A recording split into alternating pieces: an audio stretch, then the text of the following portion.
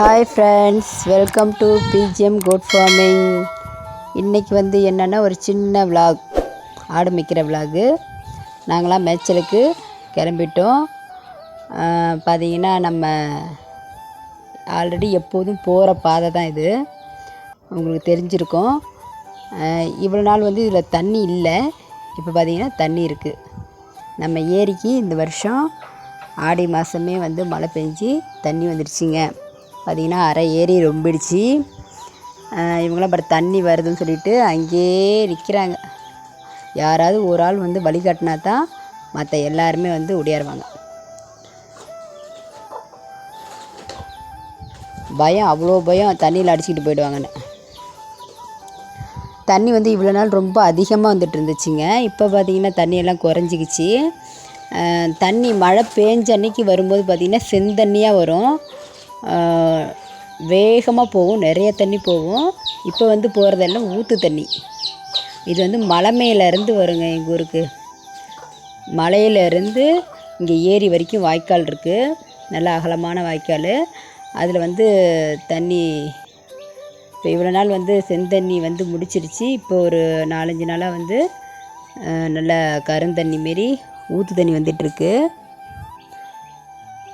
First ஒரு ஆள் வழிகாட்டினா தான் எல்லாருமே வருவாங்க.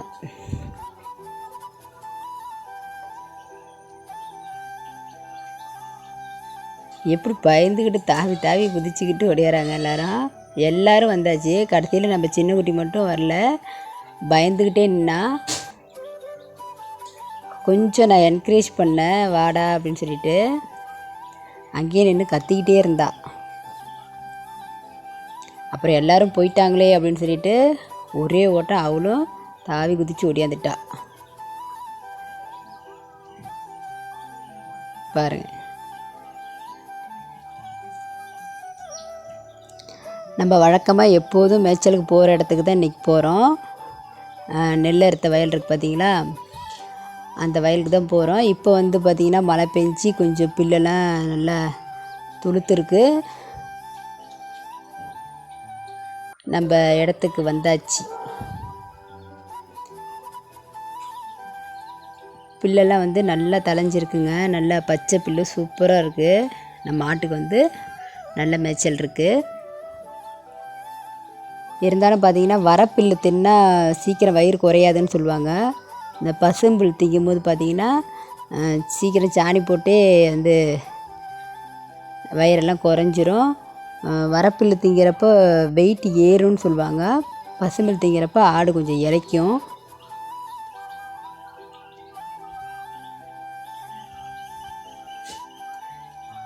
பயங்கரமான வெயிலுங்க. அப்படியே இந்த பசுமைக்கும் அப்படியே மேகத்தையும் பார்க்கும்போது செம்ம கிளைமேட்டு, செம்ம அழகாக பார்க்குறதுக்கு வீடியோவில் அழகாக இருக்குது. ஆனால் பார்த்திங்கன்னா உண்மையிலே வெயில், பயங்கரமான வெயில், கொளுத்துன்னு கொளுத்துச்சிங்க. ஒரு கொஞ்ச நேரம் கொஞ்சம் மூடுற மாதிரி இருக்கும், அப்புறம் பார்த்திங்கன்னா பயங்கரமாக வெயில் அடிக்கும். இன்றைக்கி கிளைமேட் அப்படி தான் இருந்துச்சு.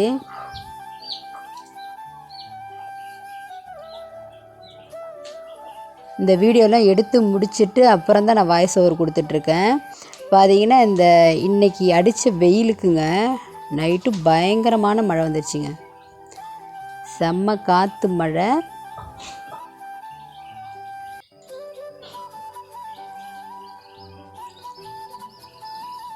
பில்லு நிறையா இருக்கவும் பிள்ளைங்க நல்லா அலையாமல் மேய்கிறாங்க. இல்லைன்னா இவங்கள சுற்றி சுற்றி ஓடியாரணும். நம்ம சின்ன குட்டிக்கு வெயிலே தாங்கலை. நான் வீட்டில் தான் விட்டுட்டு வந்தேன். ஆனால் அவள் பார்த்திங்கன்னா ஒடியாந்துட்டா. அங்கேருந்து வேகமாக நான் இந்த பட்டிக்குள்ளே போட்டு கதவை சாத்திட்டு வந்தேன். சின்ன சந்தில் பூந்து ஒடியாந்துட்டா. நாக்கு தள்ள ஆரம்பிச்சிடுச்சு. அப்புறம் கொஞ்சம் நேரம் கழித்து நான் தூக்கி மடியில் வச்சு துண்டு போட்டு மூடிக்கிட்டேங்க. புள்ள ரொம்ப வெயில் தாங்க மாட்டான்னு சொல்லிட்டு. ஏன்னா இப்போ போட்டு இன்னும் 1 மாதம் கூட ஆகலை, ஆனால் அதுக்கட்டி வந்துட்டா. அட்லீஸ்ட் ஒரு 1 மாதமாச்சும் சின்ன குட்டி இளங்குட்டிகளை மேய்ச்சலுக்கு ஓட்டு போகக்கூடாது. நான் கிட்ட பக்கத்துலேயே மேய்க்கிற மாதிரி இருந்துச்சுன்னா குட்டியை விட்டுருவாங்க, சரி மேய்ஞ்சிட்டு போகுது அப்படின்னு சொல்லிட்டு. கொஞ்சம் லாங்கில் போகும்போது பார்த்திங்கன்னா வீட்டிலே அடைச்சிட்டு போயிடுவேன். ஆனால் இன்றைக்கி அவள் ஒடியாந்துட்டா. பிடிச்சி வைக்க ஆள் இல்லை.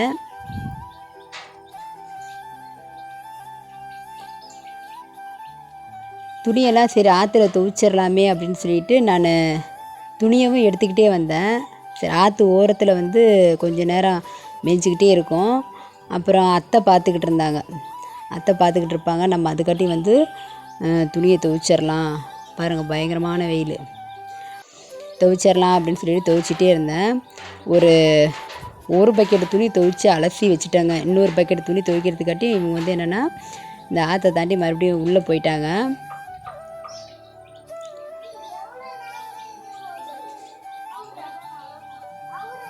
துணி 2 பக்கெட் தண்ணி ஒரு 2 நாள் துணி துவைக்கலைங்க. ஃபுல்லாக சேர்ந்து போயிடுச்சு துணியெல்லாம். ஒரு பக்கெட்டு துணியை துவைச்சி அலசி வச்சுட்டேன். அப்புறம் அத்தையை வந்து கொஞ்சம் நேரம் ஆட்டுக்கிட்ட நிற்க சொல்லிவிட்டு நான் வந்து இன்னொரு பக்கெட்டு துணி துவைக்கலான்னு சொல்லிட்டு வந்துட்டேன்.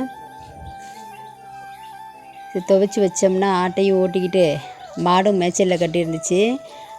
மாட்டையும் வீட்டுக்கு ஓட்டிகிட்டு ஒரேடியாக கிளம்பிடலான்னு சொல்லிட்டு துணி துவைக்கலான்னு சொல்லிட்டு வந்துட்டேன். ஆனால் ஓடுற தண்ணியில் வந்து துணி துவைச்சோம்னா துணி நல்லா பளிச்சுன்னு இருக்குன்னு சொல்லுவாங்க. சோப்பு கூட போட தேவையில்லை. சோப்பு போடாமல் துவைச்சா கூட அவ்வளோ பளிச்சுன்னு இருக்குன்னு சொல்லுவாங்க துணி. இதில் ஆற்றுல துவைச்சோம்னா எவ்வளோ துணியாக இருந்தாலும் ஆற்றுல துவைக்கும் போது அந்த மழப்பே தெரியாது. நான் துணி துவைச்சிட்டே இருந்தேன்.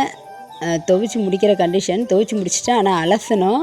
ஆனால் அதுக்காட்டி பார்த்திங்கன்னா வெயில் தாங்காமல் ஆடும் வந்து அங்கேருந்து வந்துருச்சிங்க. அத்தை மேய்ச்சிட்டு இருந்தாங்களா, எல்லாம் ஓடியாந்துட்டாங்க.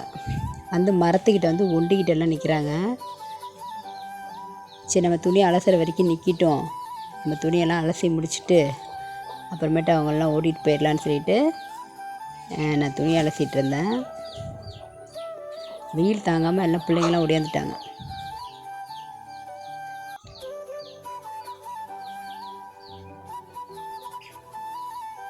நல்ல பயிர்கள்லாம் வந்து இவ்வளோ நாள் ரொம்ப காஞ்சிக்கிட்டு இருந்துச்சுங்க.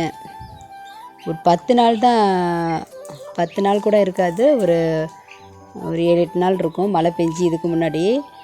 அதுக்குள்ளே பயங்கரமாக வெயில் அடித்து நம்ம போட்ட சோளம் கூட ரொம்ப சுடுங்க ஆரம்பிச்சிட்டாங்க. இந்த மழை வந்து அவங்களுக்கு கொஞ்சம் நல்ல ஒரு இதாக இருக்கும். கடைசியில் துணியெல்லாம் அலசி முடிச்சிட்டாங்க. ஆடுகள்லாம் ஓட்டிகிட்டு வீட்டுக்கும் கிளம்பியாச்சு. நம்ம பப்பி எல்லாத்தையும் விரட்டிக்கிட்டே போகிறா. ஒரு சின்ன விலாக் மாதிரி தான் எடுத்தேன். இந்த விலாக் வந்து உங்களுக்கு பிடிச்சிருந்ததுன்னா லைக் பண்ணுங்கள், ஷேர் பண்ணுங்கள்.